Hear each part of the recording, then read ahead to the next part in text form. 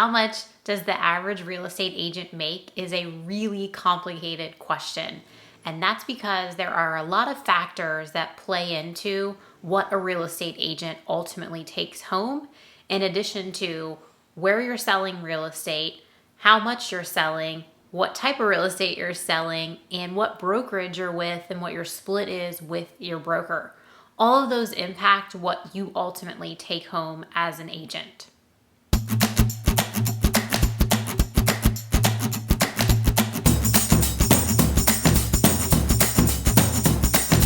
In today's video, we're covering what the average real estate agent in the United States makes, how location impacts what you ultimately take home from your real estate sales, and what you can do as an agent to increase not just your gross income, but also your net income. So what does the average real estate agent in the US take home at the end of the year? Last year in 2021, the average income for a real estate agent was $49,700. And that might seem low to some of you depending on where you're located, but keep in mind that figure includes part-time agents as well. It's not just full-time agents, it's all licensed agents across the board that factor into that average figure. Now, agents that have been in the business for 15 plus years, their average take home is $86,000. So it's a little bit higher if you've been in the business for some time. It's no secret in real estate that there is a huge rate of failure. And a lot of that comes from not only just burnout, but from the fact that when we get into real estate, we're expecting to close deals consistently, have those commission checks coming in.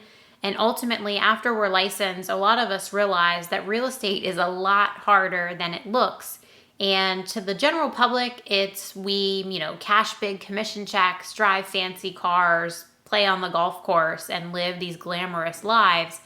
But the reality of a real estate agent's life is we wear a ton of different hats. It's very difficult to get clients and to be successful making a decent income. A lot of us could not live off of $49,000. So let's dive into how where you're located impacts what you ultimately make from real estate. Most real estate transactions, especially if they are residential, are a percentage of the sale price. So if you are living and working in an area where prices are lower than, say, your Californias, your New York Cities, or even your Northern Virginia, where I'm located, you are going to be making less. So we can talk about in a second what you can do to increase your take home, but ultimately your location plays a big factor in what you're going to be making as a real estate agent, just because of how you are paid on a commission basis based on sale prices. Depending on what type of real estate you sell also impacts what you're going to be taking home. You could be located in an area where residential sales have a lower sale price than, say, what the national average is. But if you're selling luxury real estate, your take home could very well be much higher than an agent who is not selling luxury in a different area, even though that agent's sale prices are higher. The other thing to consider is if you're in commercial real estate, depending on what the commercial market is doing where you're located, that could be a different scenario of how much you're taking home as well. It depends on what type of real estate you're selling and where you're selling it. Something else that impacts how much you ultimately take home as an agent is the brokerage you're with and your commission split with that brokerage. There's so many different models out there. We're not going to get into that.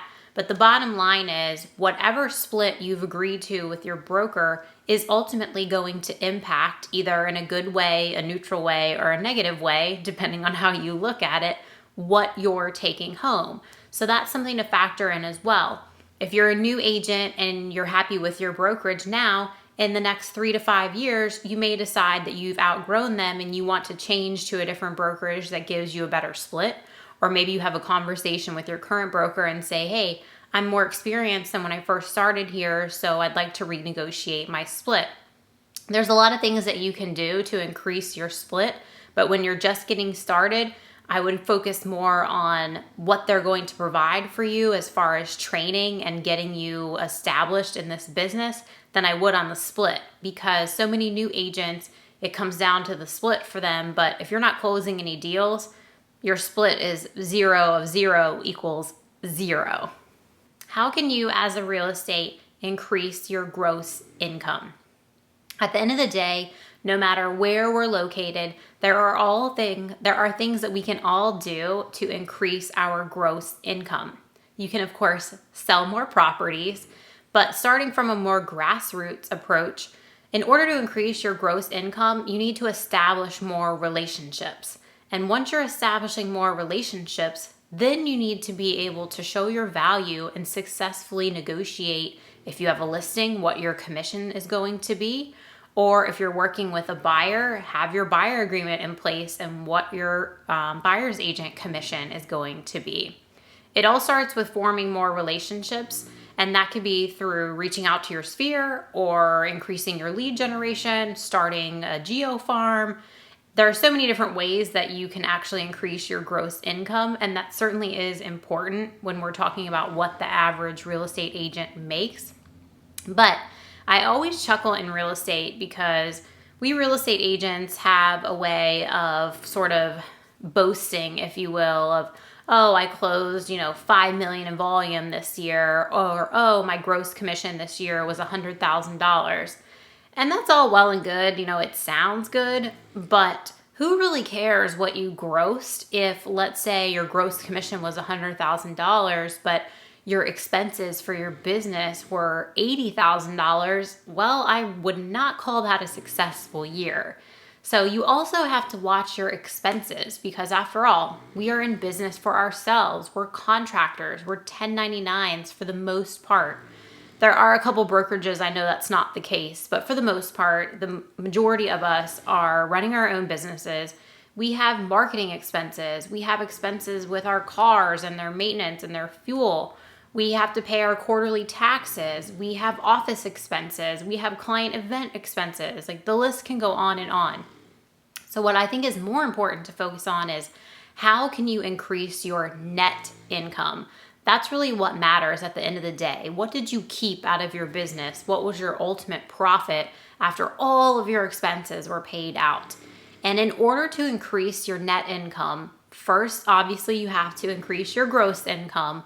But then from there, you have to be careful of what your expenses are. And I like to run a very, very lean business. I have in the past made the mistake of having a ton of expenses, and ultimately it did not net me more at the end of the day. That brick and mortar office didn't really do anything for me. It was a big headache for a lot of reasons.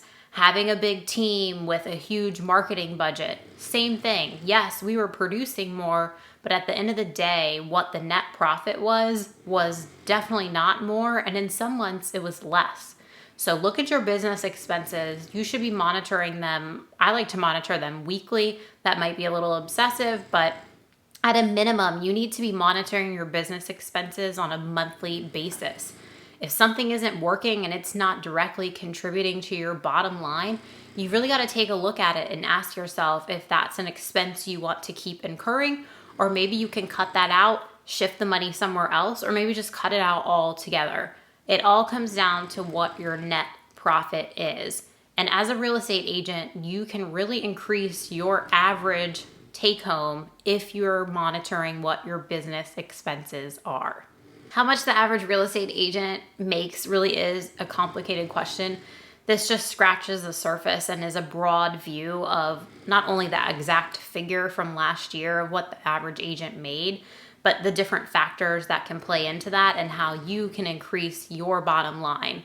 If you have any questions on how to make your business more profitable, don't hesitate to drop a comment below, or you can always reach out to me on Instagram. You'll find me at Amanda S. Davidson. As always, thanks for tuning in. If you consider hitting that subscribe button or tapping that bell for notifications, I would greatly appreciate it. Thank you all for your support, and I will see you next week.